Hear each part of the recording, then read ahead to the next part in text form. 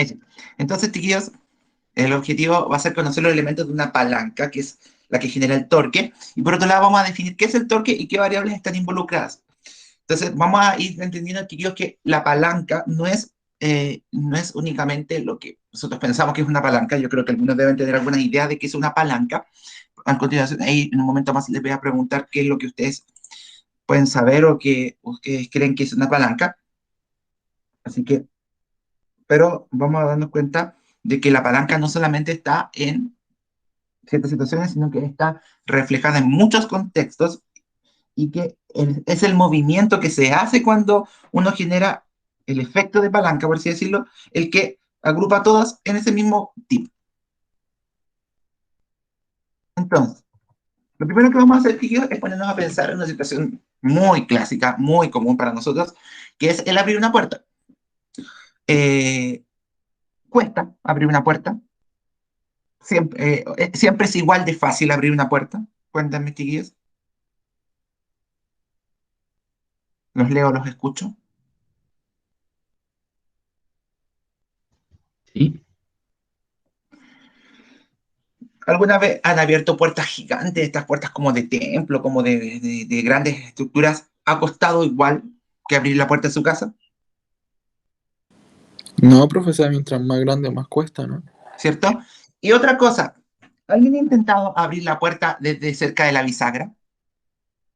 Así como por no, como ejemplo le queda cerca la puerta de donde está sentado y la trata de abrir empujándola desde la bisagra. ¿Alguien lo ha intentado? Sí, profe, yo siempre hago eso y nunca puedo. ¿Cierto? Cuesta muchísimo. O si lo logran hacer, que abren la puerta, se demora un montón en abrir, quedan con la mano toda la día, pero lo pueden hacer. Tíos, esta situación de la puerta, de abrir la puerta, ya es un ejemplo de palanca. Eso es una palanca. Puesto que una palanca, chiquillos, claro, la puerta dice empuje y yo la tiro. Bueno, el Benja también yo creo que refleja a muchos de nosotros que cuando vamos a las tiendas que dice tire, empuje, también queda ese como ese cortocircuito que hay que hacer. No te preocupes, Benja, que a mí me pasa un montón de veces y no sé si se acuerdan los que estuvieron conmigo en octavo cuando fuimos al mall a hacer ese trabajo de matemáticas, los que estuvieron frente mío cuando no pude abrir la puerta porque la empujé y tiré. Así que los que se acuerdan que tuvieron el privilegio de verme hacer esa tontera en el mall, van a tener un chascarro para toda su vida de ver cómo el profe en vez de empujar tiró la puerta. Pero eso también es un ejemplo de palanca, o sea, que uno haga la acción contraria de empujar cuando hay que tirar o al revés, eso también es un ejemplo de por qué cuesta abrir la puerta, porque también las palancas están diseñadas para, muchas veces las palancas están diseñadas para funcionar con un giro en un solo sentido, no en otro. Entonces, también hay un caso. Otra cosa, chiquillos, que también puede ser muy interesante, es pensar, ¿cuándo hacemos palanca? ¿Alguien ha ocupado ese concepto de hacer palanca?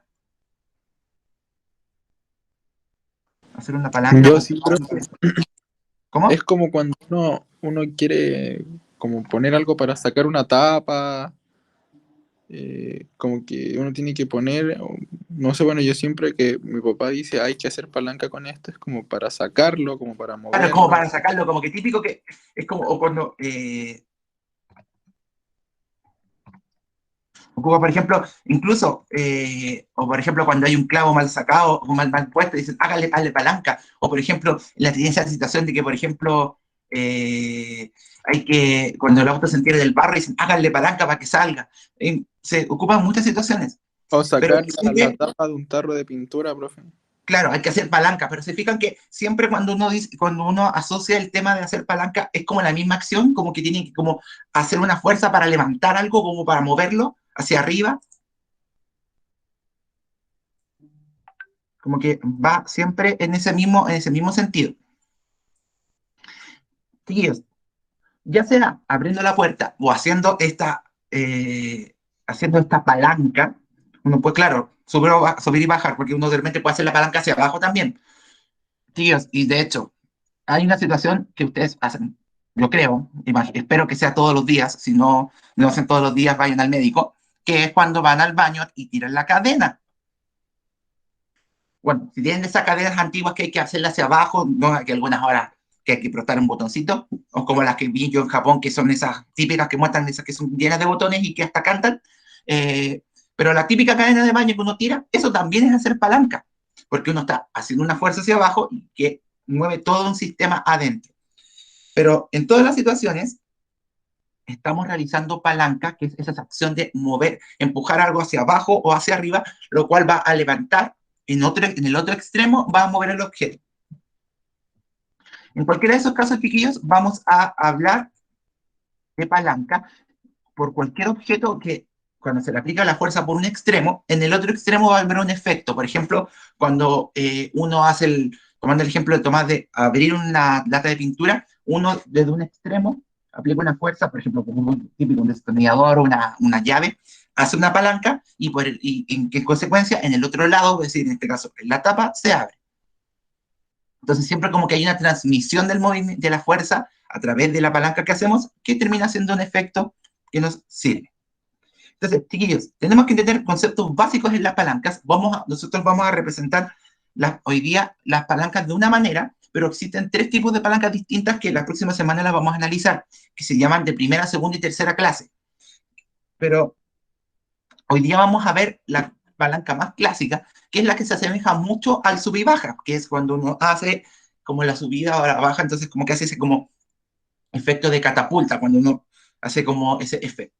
Entonces, lo primero que vamos a hacer es entender conceptos básicos de las palancas. Y el primero y más importante de todos, chiquillos, es obviamente entender qué es una palanca. La palanca, chiquillos, se clasifica en lo que se llaman máquinas mecánicas, máquinas que facilitan el movimiento.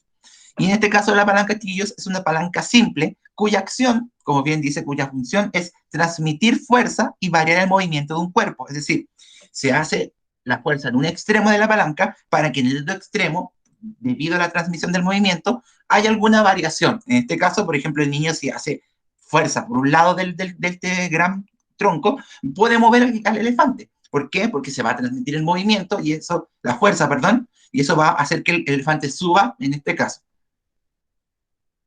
Entonces, la, las palancas, chiquillos, corresponden a máquinas simples, que, como bien dice su nombre, cumple la función de transmitir fuerzas a través de ella y esto va a hacer que se mueva un objeto en el extremo contrario de la palanca.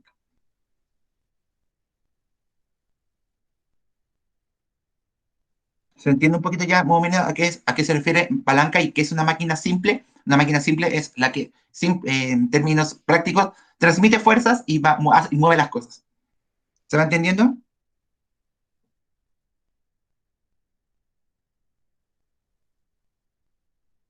Sí, profe.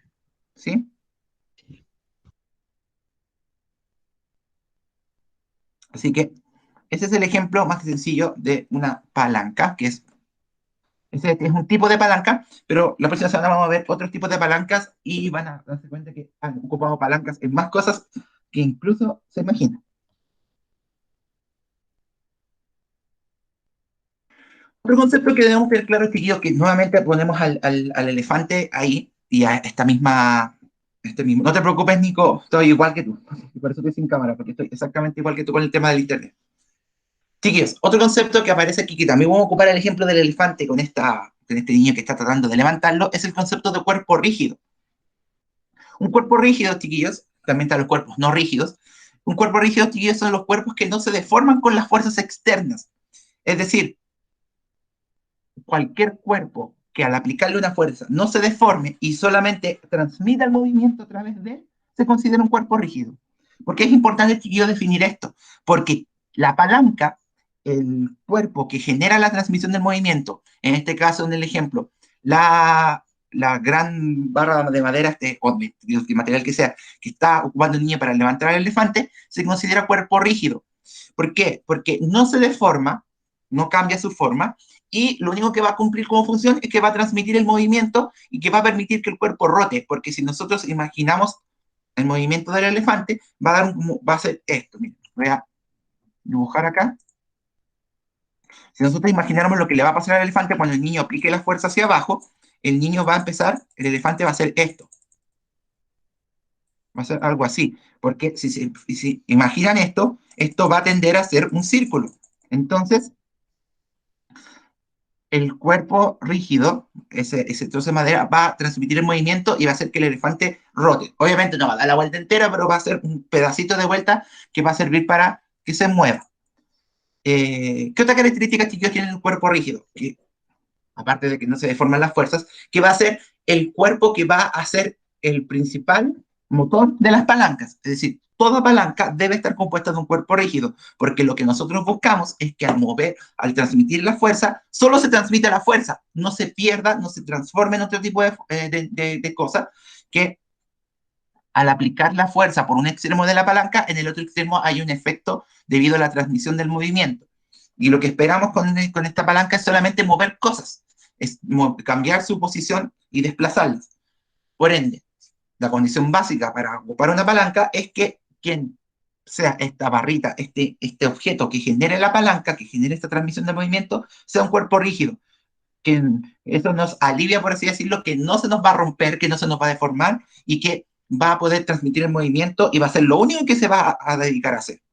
Entonces, el columpio hace palanca, por ejemplo. El columpio hace palanca porque si uno se coloca de un lado y empuja con su peso, empuja al otro, está moviéndolo. En este caso, el columpio en sí es el cuerpo rígido porque no se deforma y la única función que cumple es transmitir el movimiento para que se vaya moviendo de un lado a otro los niños en el columpio o sube y baja también que se le llama. Así que el Iván también da un muy buen ejemplo de tipos de palancas. Entonces, debemos preocuparnos que sea un cuerpo rígido que no se deforme porque la función de la palanca es solamente transmitir movimiento, no deformarse. Entonces debemos suponer que ahí el niño está ocupando un, una, un tronco de madera muy, muy bueno, de muy buena calidad, de muy, muy firme, y que está confiado el niño que por más fuerza que aplique para levantar el elefante, no se va a deformar, no se va a romper. Prácticamente nuestra idea es ocupar un material, un objeto que haga palanca que no se rompa. Básicamente no se rompa o se parta en la mitad y que en la mitad del camino estemos haciendo la palanca y se quiebre. En este caso, por ejemplo, volviendo al ejemplo de las puertas, también tenemos un caso de la palanca, en este caso la palanca de la puerta no se deforma por mucha fuerza que le aplique, no se va a deformar la puerta. Por ejemplo, cuando queremos hacer palanca para abrir una lata, algo, también la idea es que el objeto que haga la palanca no se deforme porque la idea es que la energía, la fuerza que se aplica, solo se transmita, no pierda, por así decirlo, su tiempo deformando el objeto. ¿Rodrigo? No que, si bien no me equivoco, había un sistema que era para sacar agua de un pozo, que era a base de palanca, o sea, usar una palanca para sacar agua de un pozo. Sí, los sistemas antiguos. Y por eso mismo estoy diciendo que los tipos de palanca los vamos a ver ya la próxima semana. Vamos a analizarlos con más detalle para que vayan entendiendo. Ahora estamos definiendo características más generales de las palancas, como les decía. Otro concepto muy clave, chiquillos, que debemos entender, ese dibujo lo hice yo por si acaso, no encontré en internet ningún dibujo que me gustara sobre este concepto, así que me tuve que dar el trabajo de hacer un dibujo bonito, así que por eso está como cuadriculado, porque lo escaneé y lo subí a la presentación. Así que le puse amor para esta clase. Chiquillos, otro concepto muy importante que tenemos que tener claro con respecto a las palancas es la llamada línea de acción. Es una línea, chiquillos, la línea de acción es una línea imaginaria, como pueden ver ahí, chiquillos, en esta parte, que es una línea imaginaria por donde está pasando la fuerza que aplicamos en la barra. Es decir, si yo aplico la fuerza por arriba o por abajo, va a haber una línea imaginaria perpendicular a la barra rígida, vamos a hablar de barra rígida o cuerpo rígido, que va a permitir el movimiento. Es decir, esa línea imaginaria va a ser la línea de acción, es decir, que la fuerza podría estar pasando por toda esa línea de imaginaria y que eso va a generar la acción, es decir, mover la palanca. Para que la línea de acción exista, para que exista esta palanca, también debe existir también un punto de apoyo del cuerpo rígido donde se genera la fuerza es de la palanca. Este punto de apoyo, chiquillos, se llama pivote, también se le llama, y es un punto que generalmente se representa con un triangulito, como el que está ahí en la imagen, que es un punto simplemente, chiquillos, donde se apoya la barra y que va a permitir estabilizar la barra, va a estar en equilibrio y eso va a hacer que la barra suba o baje cuando apliquemos la fuerza. Entonces, la línea de acción es una línea imaginaria por donde pasa la fuerza, es decir, es como por dónde estaría aplicándose a través, porque la fuerza se hace, me estoy marcando ahí, pero imaginariamente podemos decir que está atravesando toda la barra en línea recta, y eso va a ser la aplicación de la fuerza en ella, y eso va a hacer que luego se transmita la fuerza a través de la barra y genere este efecto de palanca. Pero debemos tener, chiquillos, claro que la línea de acción es una línea imaginaria, no es que esté ahí, que va a mostrar el punto recto, perpendicular a la barra, rígida, como estamos diciendo, por donde va a pasar la fuerza, por decir, el camino por donde está pasando la fuerza que se aplica sobre la palanca. Y finalmente, tíos, el cuarto creo que ya es concepto que debemos entender, es el llamado brazo de palanca. ¿Cuál es este, tíos? El brazo de palanca corresponde a la distancia entre el pivote y la línea de acción, es decir, desde el pivote, que es el punto de apoyo, el punto de apoyo, hasta el lugar donde generamos la fuerza, es decir, donde está la línea de acción, va a ser nuestro brazo, es decir, la distancia desde el punto de equilibrio, desde el punto donde está fija la palanca, hasta el lugar donde nosotros aplicamos la fuerza. Es decir, por ejemplo, en una puerta, el pivote es la bisagra y la línea de acción es, el punto de la línea de acción es el punto donde estamos aplicando la fuerza, y el brazo va a ser la distancia entre la bisagra y el punto donde estoy apoyando mi mano para abrir la puerta, por ejemplo. Entonces, vamos a llamar entonces, y lo vamos a denominar con la letra B de brazo, muy original. A este brazo de palanca, chiquillo, lo vamos a denominar como la distancia que hay entre el punto de apoyo de la palanca, donde está el eje de rotación, donde está el pivote, hasta el lugar donde estamos aplicando la fuerza. Es decir, la distancia en este caso, como en el caso de una puerta, de la bisagra hasta donde estamos aplicando la fuerza en esta puerta, por ejemplo. ¿Qué función cumple este brazo de palanca, chiquillos? Va, como bien dice, determinar la eficacia de la fuerza aplicada en la palanca. Puesto que vamos a ir analizando más adelante, que dependiendo de a qué distancia estemos del pivote, es decir, qué tan largo sea el brazo de palanca, va a ser la eficacia de la fuerza aplicada y va a determinar qué tan buena fue la transmisión de movimiento y la acción generada por esta palanca. Entonces, que vayan pensando desde ya, chiquillos, lo que vimos recién de el ejemplo que dijimos al principio de que nos da lo mismo desde qué punto abrimos la puerta, si estamos más cerca de la bisagra o más lejos de ella, es decir, más cerca o más lejos que el pivote en este caso, y también qué tan largo es nuestro brazo de palanca. Así que vayan pensando un poco con eso. Entonces, la eficacia va a estar dada entonces por qué tan largo es el brazo de palanca. Van a tener, chiquillos, estos conceptos, estos cuatro primeros conceptos, chiquillos, son los conceptos básicos que están presentes en toda palanca a la cual se le aplique fuerza. ¿Quedó claro, chiquillos?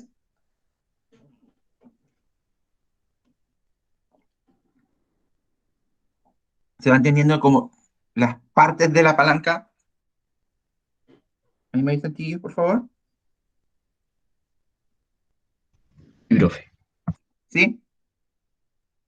Entonces, ahora que ya entendimos un poco mejor cómo se forma una palanca, es momento de definir la acción generada en la palanca a partir de la fuerza aplicada en ella, que, como podrán imaginarse, es el torque, el que vamos a definir a continuación.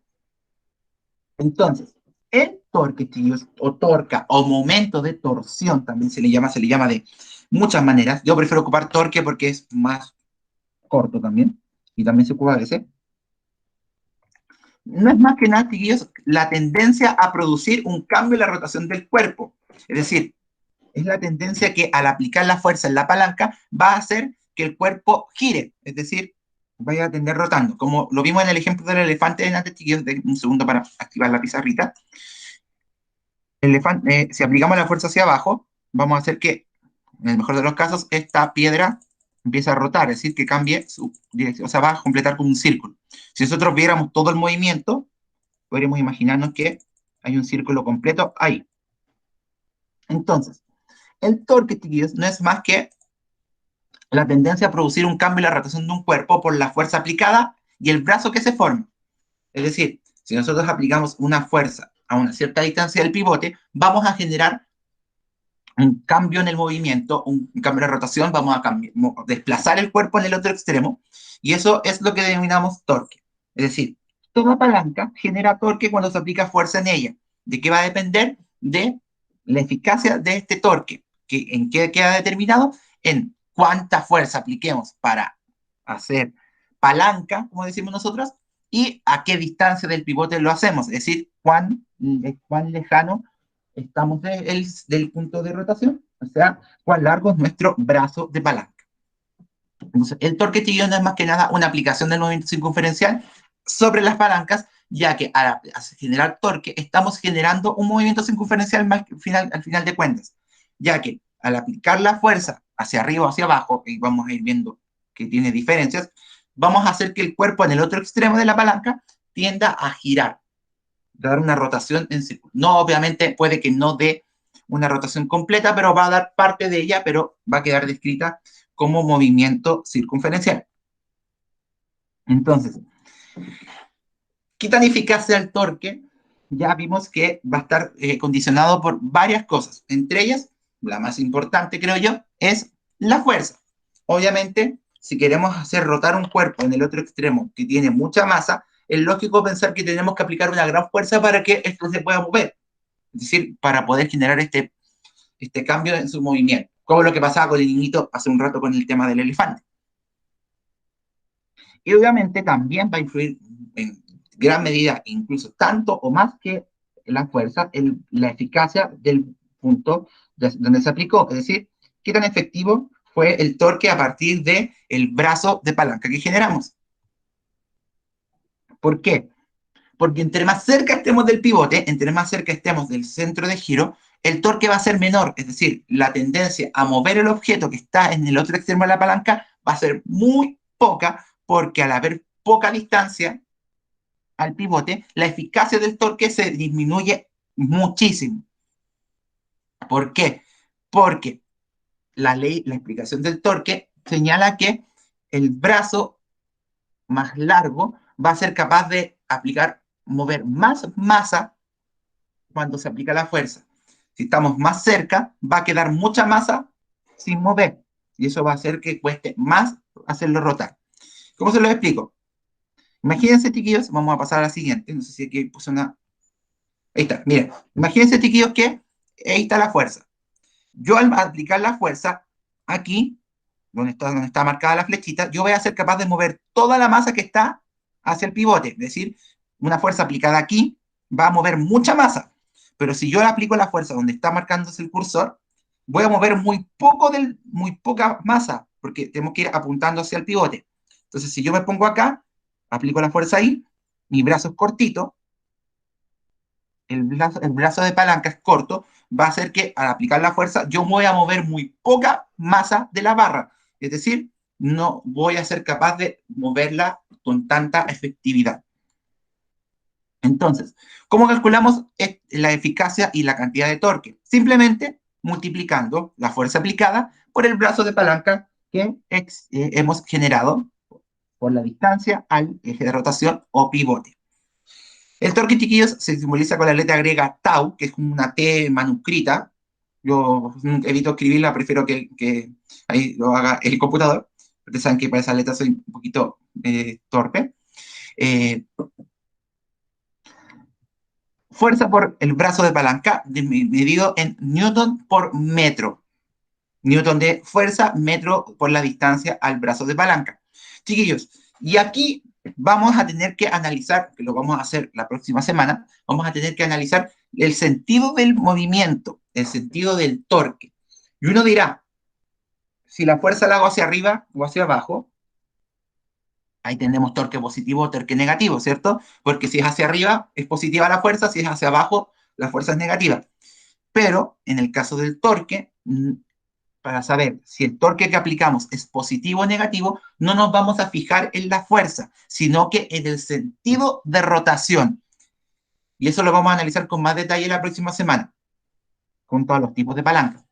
Pero es importante que entiendan, chiquillos, que un torque mejor, es decir, una palanca mejor, de mejor eficacia, o sea, que tenga mejor capacidad de hacer rotar un cuerpo va a ser aquella que tenga un buen brazo y una gran fuerza aplicada. Ambas se deben complementar. No sacamos nada con aplicar una gran fuerza si el brazo de palanca es muy corto, porque su efecto puede ser muy mínimo de todas maneras.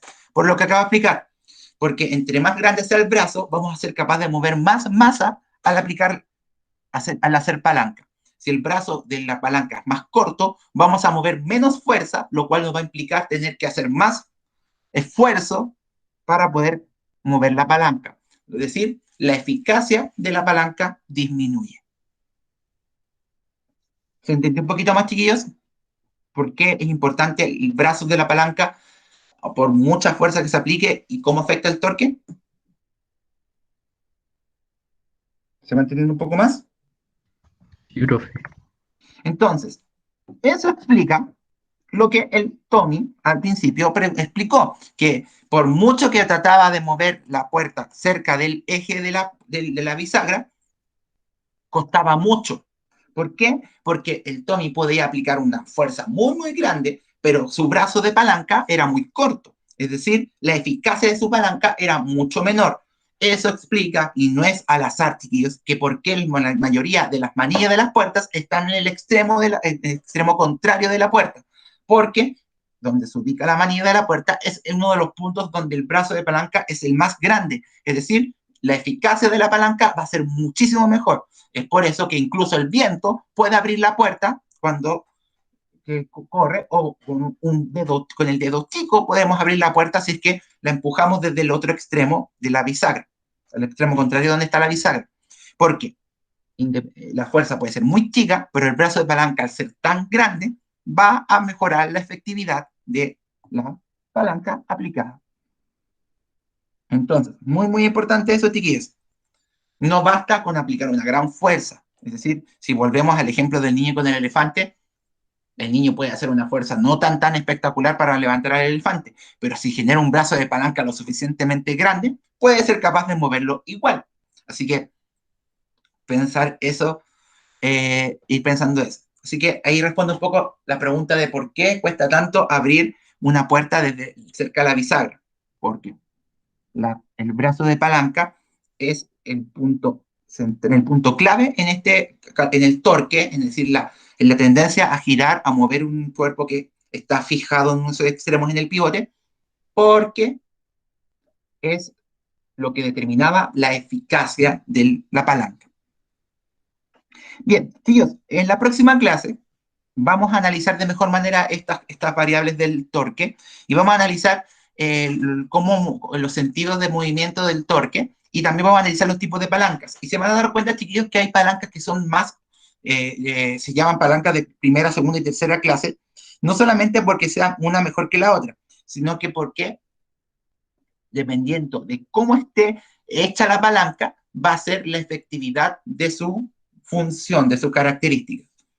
Y van a ver que hay ciertos objetos cotidianos que ocupan las palancas para su funcionamiento, pero que no se ven como la que estamos viendo aquí en la imagen de aquí. Es decir, van a ver tipos de palancas que no parecen palancas, pero que la función que cumplen es la misma. Al aplicar una fuerza en algún punto del cuerpo rígido, en este caso, van a mover los objetos o va a tener un efecto en su rotación.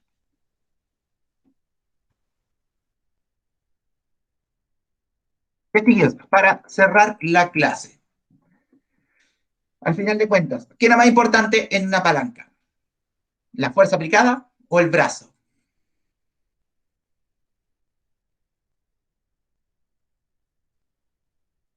El brazo, ¿cierto? Muy bien, David. El brazo de palanca al final termina siendo más importante. ¿Por qué, chiquillos? Por otra parte, ¿por qué debemos ocupar un cuerpo rígido como palanca? ¿Qué tenía de especial que fuera eso y no fuera cualquier cosa?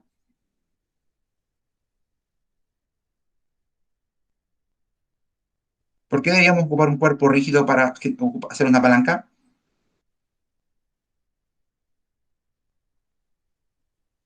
¿Alguien se acuerda? La suficiente fuerza, ¿no? Ya, eso puede ser. Pero ¿Cuál era la función, chiquillos, de la palanca? ¿Qué hacía?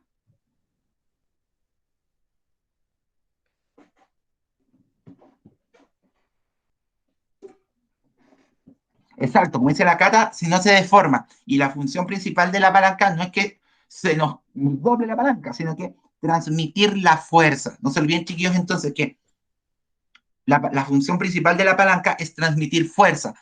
¿Y qué nos asegura que eso solamente va a pasar? Es el cuerpo rígido. Un cuerpo rígido, chiquillos, no se deforma y evita que la fuerza se pierda en el camino y la palanca solamente va a dedicarse a transmitir fuerza. Es decir, el cuerpo rígido asegura que se transmita la fuerza a través de la palanca. Entonces, y para finalizar, para terminar la clase, vayan pensando, ya para la próxima. El peso de un cuerpo que se ponga arriba de una palanca, ¿afectará al torque?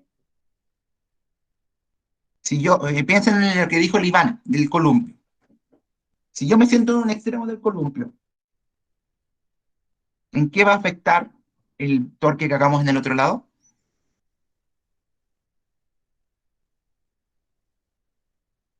¿Qué habría que hacer para mover al otro niño en el otro extremo del columpio?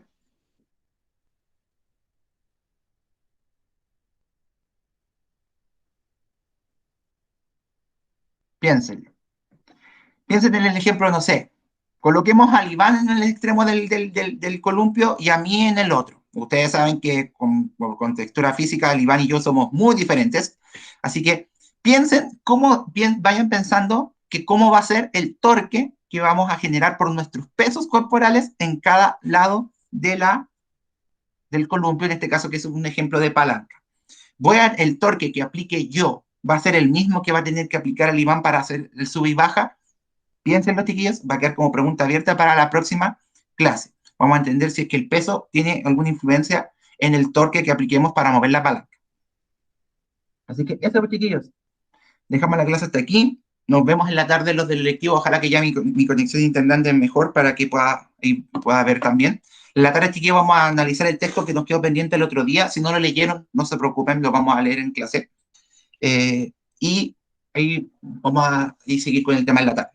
Pero la próxima semana vamos a seguir con esto de palancas porque tiene harto y van a darse cuenta que están más presentes de lo que pensaba. Así que eso, chiquillos, que estén muy bien, que tengan muy buen día. Nos vemos a la tarde los del electivo y revisen sus notas si tienen alguna duda y le voy a ir mandando las notas las respuestas después. Así que cuídense, chiquillos, que estén súper bien. Nos vemos. Chao, profe. Chao, chiquillos, que estén bien.